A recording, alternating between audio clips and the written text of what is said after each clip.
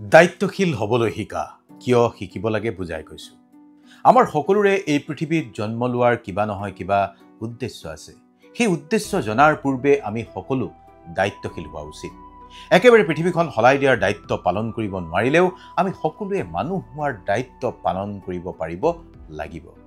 আজি শিক্ষাৰ্থী হিচাপে তুমি নিজকে প্ৰশ্ন কৰা, তোমাৰ দায়িত্ব কি? তুমি যদি কাৰোবাৰ সন্তান হিচাপে ভাবা, পিতৃ মাতৃৰ প্ৰতি দায়িত্ব কি? দুখ ত্ৰুটি থাকিব, তাৰ মাজত দায়িত্বশীল মানুহ হিচাপে তুমি কেনেকৈ আগবাঢ়ি যাবা, সেই কথাখিনিকে আজি তোমাৰ সৈতে আলোচনা কৰিব খুজিছোঁ। প্ৰথম কথা, দায়িত্বশীল হোৱাৰ বাটত আত্ম অনুশাসন লাগিব। পিতৃ মাতৃ বা অভিভাৱকে সকলো কথাতে শাসন কৰিব নোৱাৰে। গতিকে নিজক কেনেকৈ সংযমী কৰি ৰাখিব পাৰি সেই কথা নিজৰ মাজতেই অভ্যাস কৰিব পাৰিব লাগিব। স্কুল কলেজত পঢ়ি থাকোঁতেও আজিকালি অলেখ অজস্ৰ লোভনীয় কথাই তোমালোকক আকৃষ্ট কৰে বা কৰিব। অভিভাৱকৰ কাঢ়া শাসনৰ মাজতো কিছুমান বদ অভ্যাস কিন্তু অতিকে ক্ষতিকাৰক কথা কামে আকৃষ্ট কৰিব। মনটোৱে বাৰে বাৰে টানি নিব বা লগ পোৱা দুই এজন বন্ধু বান্ধৱীয়ে তেনে পথত ভৰি দিবলৈ কুতুৰি থাকিব। গতিকে সেই বাটত ভৰি দিবলৈ নিজকে নিজে শাসন কৰিব পাৰিব লাগিব। নিজৰ মনটোক নিয়ন্ত্ৰণ কৰাৰ অভ্যাস ৰাখিব লাগিব। মনটোক নিয়ন্ত্ৰণ কৰিবলৈ প্ৰথমেই আনিব লাগিব এক শৃংখলাবদ্ধ জীৱন যাপন কৰাৰ অভ্যাস। এই অভ্যাস কৰিবলৈ আনিব লাগিব এক ৰুটিন, পুৱা সময়মতে শুই উঠা, খোৱা শোৱাৰ ক্ষেত্ৰত সমতা অৰ্থাৎ বেলেঞ্চ ৰাখি চলিব লাগিব। আচলতে ছাত্ৰ হোৱাৰ এক গুৰুত্বপূৰ্ণ দায়িত্ব হ'ল নিজৰ ওচৰত সৎ হোৱা। আমি শিক্ষাৰ্থী জীৱনত বহুতেই নিজক ফাঁকি দিওঁ, সময়ৰ কাম সময়ত নকৰোঁ, এক বেপৰুৱা জীৱনত অভ্যস্ত হৈ পৰোঁ।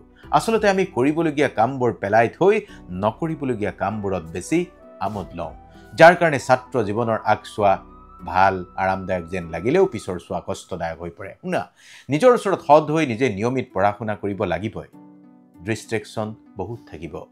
আমি খেলা ধূলা আমোদ প্ৰমোদ সকলো এৰি কেৱল অধ্যয়নতেই মন সঁপি দিবলৈও কোৱা নাই।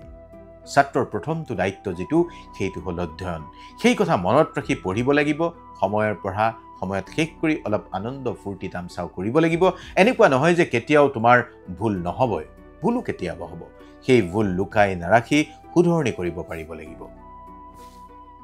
আচলতে শিক্ষাৰ্থী হিচাপে দায়িত্বশীল হোৱাৰ বাটত আন এক গুৰুত্বপূৰ্ণ কথা হ'ল আনৰ প্ৰতি সন্মান প্ৰদৰ্শন। শিক্ষাৰ্থী হিচাপে তুমি কাক সন্মান প্ৰদৰ্শন কৰিব লাগিব? প্ৰথমতে নিজৰ পিতৃ মাতৃ আৰু অভিভাৱকৰ প্ৰতি সন্মান প্ৰদৰ্শন কৰিবই লাগিব।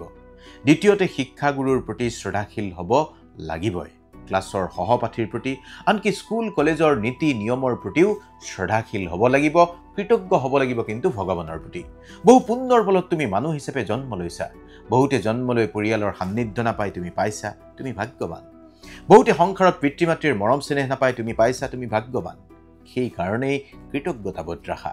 তোমাক যে জন্ম হোৱাৰ পিছতেই অকলেই সংগ্ৰাম কৰিবলগীয়া পৰিৱেশ দিয়া নাই ভগৱানে, পিতৃ মাতৃয়ে সেই কাৰণেই ভগৱানৰ প্ৰতি পিতৃ মাতৃৰ প্ৰতি কৃতজ্ঞতাবোধ ৰাখা। আচলতে কি জানা, তুমি যদি জীৱন লৈছা কষ্ট কৰিবই লাগিব। শিক্ষাৰ্থীৰ জীৱন তুমি পঢ়িবই লাগিব। এই পৃথিৱীত কষ্টৰো বেলেঞ্চ আছে, মানে পঢ়া জীৱনত যদি ভালদৰে নপঢ়া, ভগৱানে তোমাক সেই বেলেঞ্চৰ মাজলৈ লৈ যাব। কি জানা, শিক্ষাৰ্থী জীৱনত কষ্ট কৰি নপঢ়িলে তুমি ডাঙৰ হোৱাৰ পিছত কষ্ট কৰিব লাগিব। মানে কষ্টকৰ চাকৰি এটা পাবা বা ধন ঘটিবলৈ পঢ়া জীৱন সাং কৰাৰ পিছত কষ্ট কৰিব লাগিব।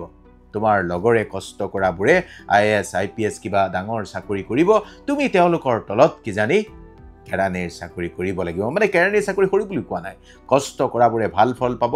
মনত ৰাখিবা, ভালকৈ পঢ়াবোৰে পঢ়াৰ ভাল ফল পাব। দায়িত্বশীল হোৱা মানে স্বাৰ্থপৰতা নুবুজায়। কেৱল নিজৰ সুবিধাৰ বাবে সকলোকে ব্যৱহাৰ কৰাৰ পৰিৱৰ্তে ছাত্ৰ জীৱনত বা পিছৰ জীৱনতো সহানুভূতিশীল হ'ব লাগিব।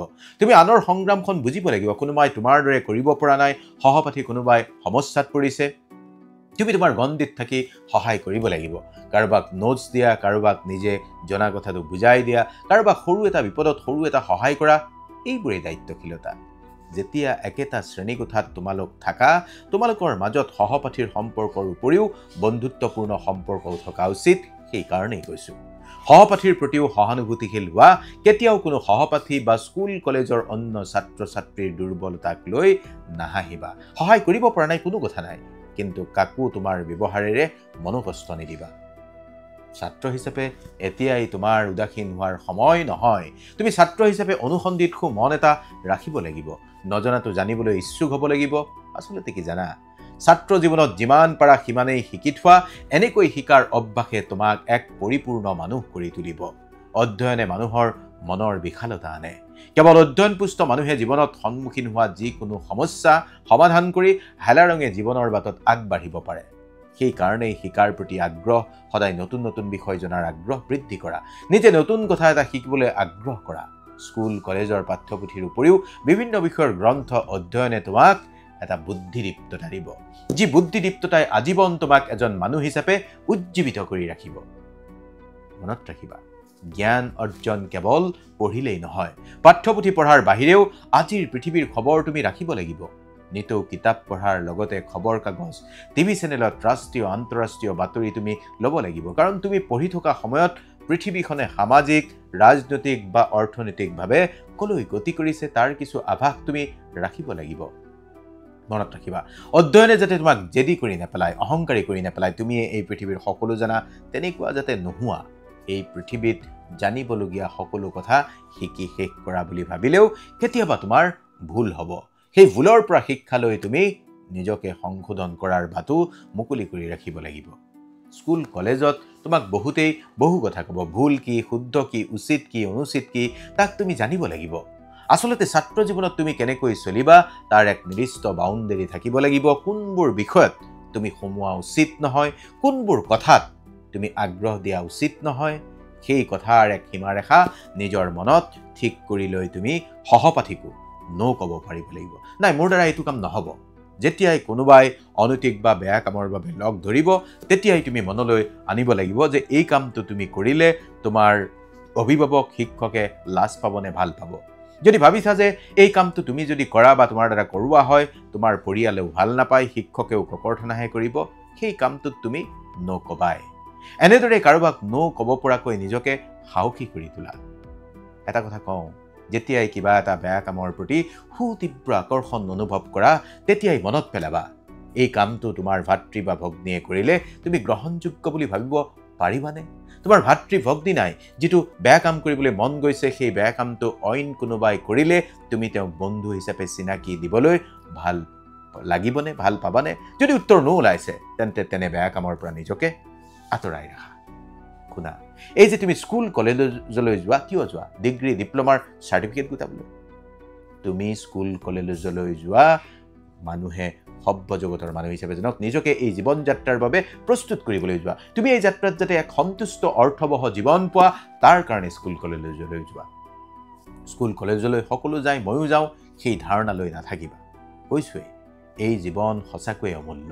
বহু সাধনাৰ বলত তুমি এই জীৱন পাইছা, বহুততকৈ বহু ভাল জীৱন পাইছা, পঢ়িবলৈ পাইছা, নিজকে মানুহ হিচাপে গঢ় দিয়াৰ সুযোগ পাইছা। এই সময় এনেই যাব নিদিবা। এটা অৰ্থবহ জীৱন পাবলৈ তোমাৰ ভাইটি ভণ্টিয়ে এটা ভাল পৰিৱেশ পাবলৈ তুমি ভাল হ'ব লাগিব। এই পৃথিৱীত মনত ৰাখিবা, তুমিও এদিন কাৰোবাৰ পিতৃ মাতৃ হ'বা, এদিন তুমিও কাৰোবাৰ ককা আইতাও হ'বা। এদিন সন্তানৰ পিতৃ মাতৃ হৈ তেওঁলোকে যাতে বেয়া পৃথিৱী এখনৰ বাসিন্দা হ'বলগীয়া নহয়, সেইকাৰণেই এই পৃথিৱীখন তুমি ধুনীয়া কৰি ৰাখিব লাগিব। আচলতে কি জানা, ছাত্ৰ জীৱনত আমি বহুতেই উপলব্ধি কৰিব নোৱাৰোঁ এই পৃথিৱীখন কিমান ধুনীয়া। তোমালোকৰ বেছিভাগেই এই পৃথিৱীখন বৰিং যেন লাগে, বৰিং পোৱা, কিন্তু তোমাকে কৈছোঁ, এবাৰ যদি ভালকৈ চোৱা, এই পৃথিৱীখন সঁচাই ধুনীয়া দেখিবা। তোমাৰ আৰ্থিক অৱস্থা, তোমাৰ ঘৰৰ অৱস্থা যিয়েই নহওক, চোৱাচোন, তোমাকে জীৱনে এটা সুযোগ দিছে। এই জীৱনটোত নিজকে প্ৰতিষ্ঠা কৰাৰ সুযোগ আনি দিছে। চলে বলে কৌশলে নহয়, তোমাৰ মেধা, তোমাৰ কাৰ্য কুশলতা সকলো আছে। কেৱল তুমি নিজকে আত্মনিয়োগ কৰা, তুমি সঁচাকৈয়ে এই পৃথিৱীখন ধুনীয়া দেখিবা, ধুনীয়া কৰি তুলিব পাৰিবা।